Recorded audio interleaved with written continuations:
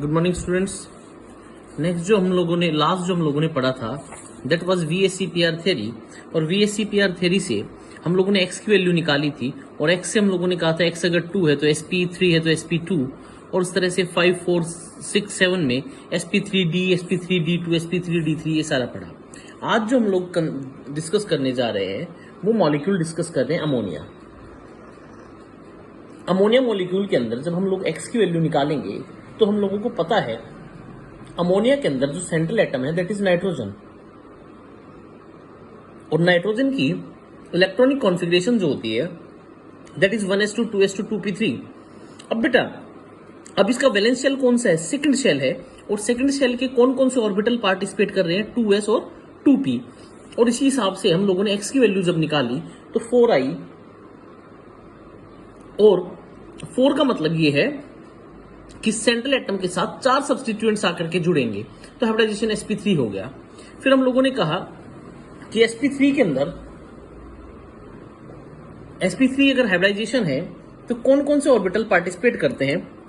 हम लोग कहते हैं एक 2s पार्टिसिपेट करता है और 3 2p ऑर्बिटल पार्टिसिपेट करते हैं and undergoes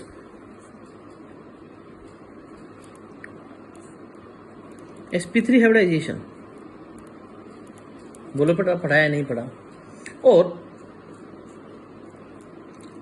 and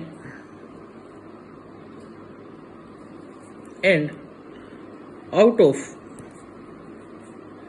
sp3 4 orbitals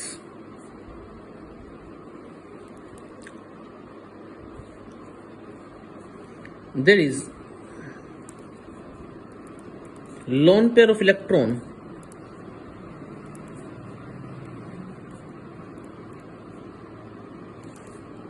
which do not participate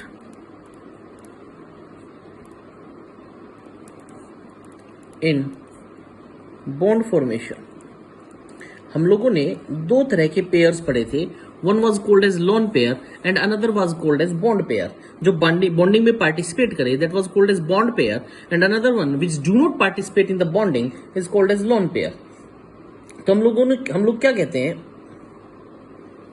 क्या the bond angle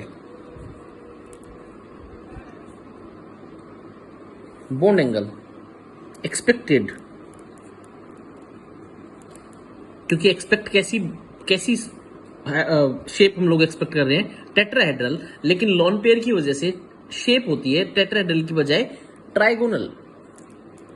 the bond angle expected between hydrogen nitrogen hydrogen is 109 degree 28 minute, but actually it is 107 degree 107 degree। the bond angle decreases। अब bond angle decrease क्यों होता है? क्या होता है बेटा? Bond angle decrease इसलिए होता है क्योंकि वहां पे एक फोर्स काम करती है। वो फोर्स किस किस के बीच में होती है? लॉन पेयर के बीच में और बॉन्ड के पेयर के बीच में। The bond angle decrease because lone pair repels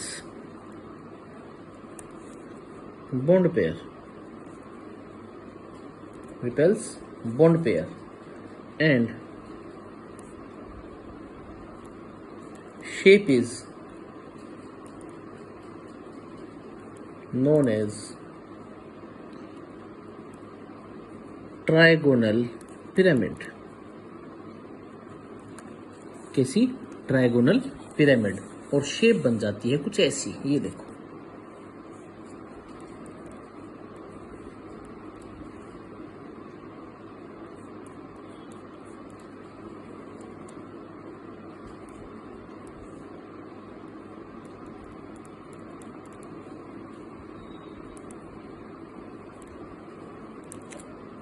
ये next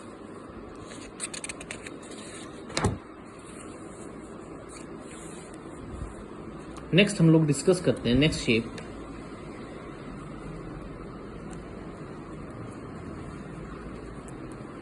of ClF3, shape of ClF3। अब बेटा वहां पे जो हम लोगों ने अमोनिया का एग्जाम्पल पढ़ा उसमें शेप तो हम लोगों ने पढ़ा था sp3 हाइब्रिडाइजेशन के लिए शेप जो होती है वो होनी चाहिए टेट्राहेड्रल, लेकिन क्योंकि लोन पेयर आ जाता है, लोन पेयर जो पेयर ऑफ इलेक्ट्रॉन्स बॉन्डिंग में पार्टिसिपेट नहीं करते उसकी वजह से उसकी शेप चेंज हो जाती है और ट्राइगोनल पिरामिड शेप शो करता है। उसी तरह ClF3 में भी ये वही एक तरह की शेप है जिसमें लोन पेयर की वजह से शेप के अंदर चेंज आता है। तो हम लोग लिखते हैं in this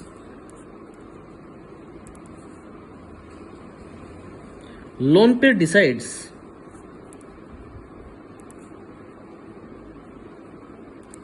the shape of molecule and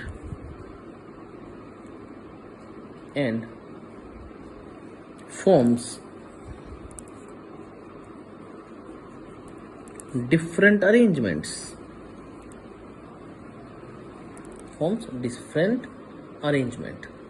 अब बेटा हमेशा वो शेप सबसे ज्यादा स्टेबल होगी जिसकी एनर्जी मिनिमम होगी, और मिनिमम कब होगी? जब लोन पेयर बॉन्ड पेयर या बॉन्ड पेयर रिपल्शंस बहुत मिनिमम हो। इसका मतलब रिपल्शंस जिस शेप के अंदर मिनिमम होगी वो शेप सबसे ज्यादा स्टेबल होगी। तो हम लोग क्या लिखते हैं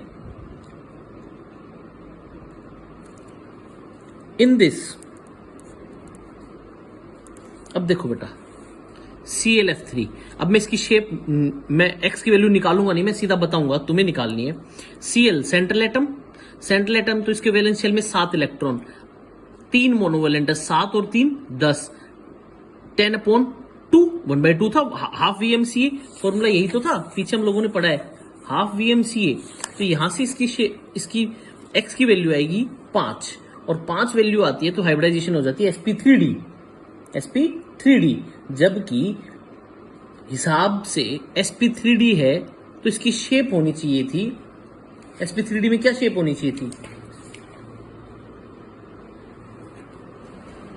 पेंटागोनल पिरामिड, लेकिन होती नहीं होती है। तो अब हम लोग क्या पढ़ेंगे इन दिस द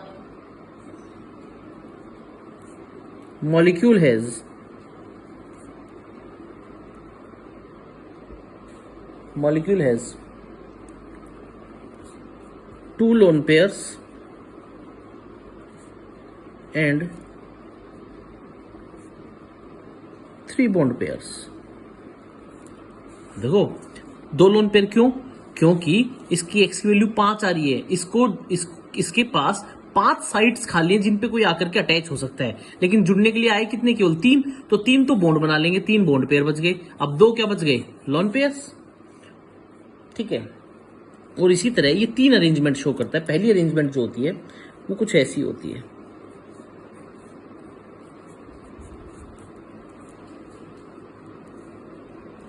ये पहली अरेंजमेंट है, यहां लोन पेयर, यहां lone pair, this is called as A. दूसरी क्या होती है? मैं लोन पेयर बॉन्ड पेयर की पोजीशन चेंज करूंगा केवल, ये देखो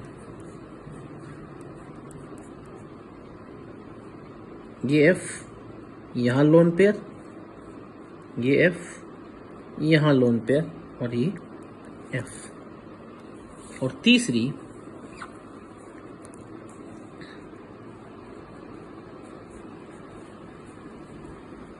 कुछ ऐसी,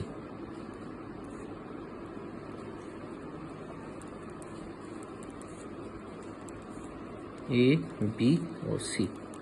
लेकिन इन तीनों में से अब बेटा यहां पे रिपल्शंस तो सब में होंगे, क्योंकि देखो ये लोन पेयर, ये बॉन्ड पेयर, ये लोन पेयर, ये बॉन्ड पेयर, इनमें रिपल्शंस होती हैं, लेकिन इनसे एक सबसे बेहतरीन ज्योमेट्री कौन सी आती है? तो हम लोग क्या लिखते हैं? आफ्टर रिपल्शन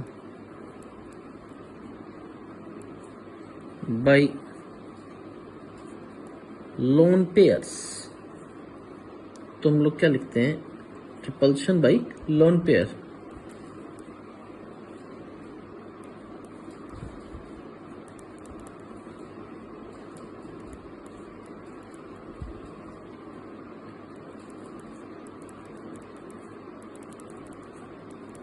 और ये और फाइनल शेप हो जाती है ये।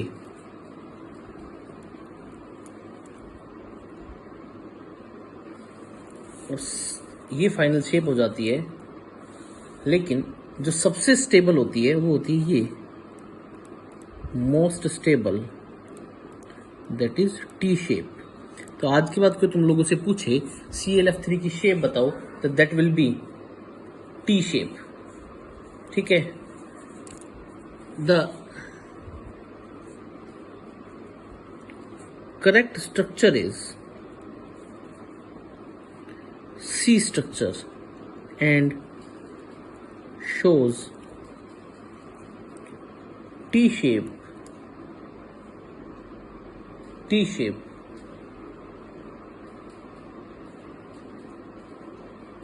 ये। ठीक है बेटा, नेक्स्ट एक क्वेश्चन है,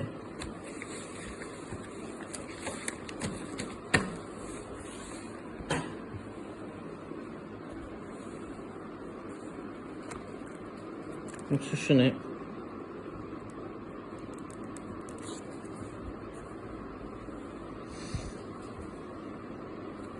the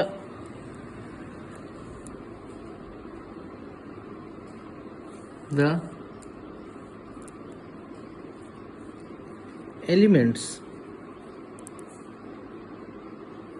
of group 15 all shows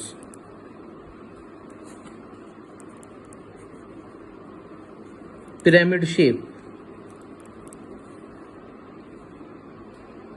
with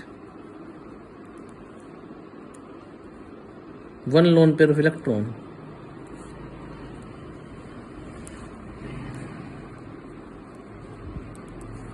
One lone pair of electron. The bond angle decreases. Why? The bond angle decreases. Why? अभी बताता हूँ क्या है ये क्वेश्चन। देखो, मेरे पास पहला मॉलिक्यूल NH3, दूसरा मॉलिक्यूल है PH3, तीसरा मॉलिक्यूल है ASH3, nitrogen phosphorus arsenic bismuth BiH3। इन सब के बॉन्ड एंगल है 107 डिग्री 5 मिनट, ये 93.4 डिग्री, ये 91.5 डिग्री और ये 91.2 डिग्री। ये कह रहा है इन सब के अंदर सेंट्रल एटम तो 15 ग्रुप का ही एलिमेंट है, लेकिन जैसे जैसे मैं नाइट्रोजन से फॉस्फोरस, फॉस्फोरस से आर्सेनिक, आर्सेनिक से बिस्मथ पे आता हूं, उसी तरह बॉन्ड एंगल कम होता जाता है। देखो भाई, बॉन्ड एंगल के ऊपर कई फैक्टर्स काम करते हैं। सबसे पहला फैक्टर समझो, नाइट्रोजन से मैं फॉस्फोरस पे आया, फॉस्फोरस से आर्सेनिक, आर्सेनिक से बिस्मथ, साइज बढ़ा, और अगर साइज बढ़ता है ना तो सेंट्रल एटम की इलेक्ट्रोनेगेटिविटी कम होती है। साइज बढ़ा, इंटरेक्शंस वीक हुए, इलेक्ट्रोनेगेटिविटी क्या हो जाएगी, वीक। तो इसीलिए बॉन्ड एंगल भी क्या कर जाता है, डिक्रीज कर जाता है। देखो, नाइट्रोजन से फॉस्फोरस, फॉस्फोरस से arsenic, bismuth, down the group movement है, डाउन द ग्रुप है, नंबर ऑफ शेल्स बढ़े तो साइज भी बढ़ा। तो हम लोग क्या कहते हैं,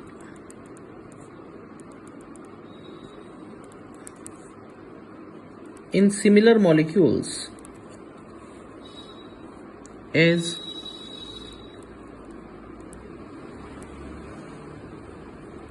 electronegativity of central atom decreases,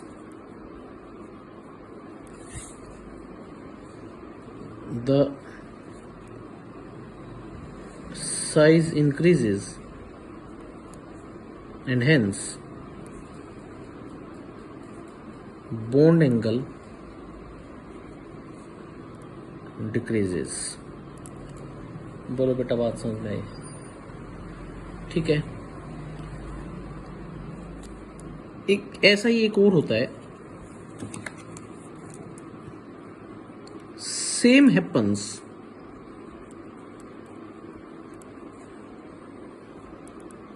in case of,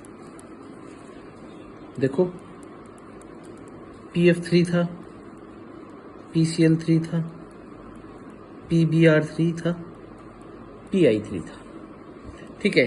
PF3 का bond angle 97 degree, 100 degree, 101.5 degree और 102 डिग्री। तो हम लोग क्या कहते हैं, फ्लोरीन की इलेक्ट्रोनेगेटिविटी सबसे ज्यादा तो इलेक्ट्रॉन्स को अपनी तरफ अट्रैक्ट करेगा, सबसे ज्यादा अट्रैक्ट करेगा, तो जितने ज्यादा नजदीक आएंगे बॉन्ड एंगल उतना ज्यादा कम। तो हम लोग क्या कहते हैं, due to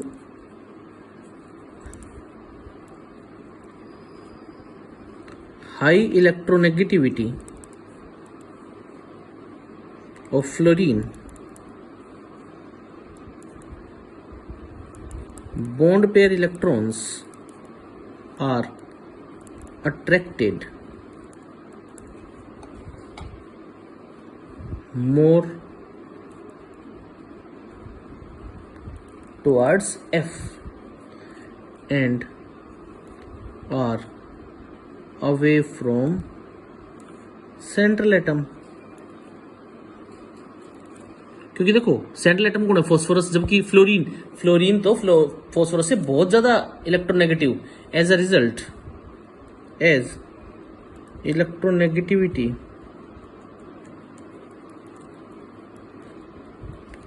decreases from fluorine to iodine,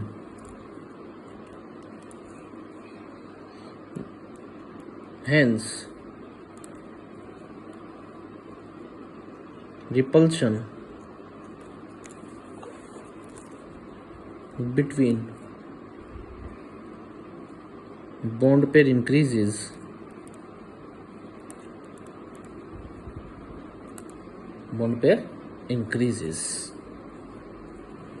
which increases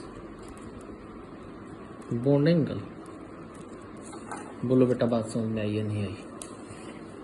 next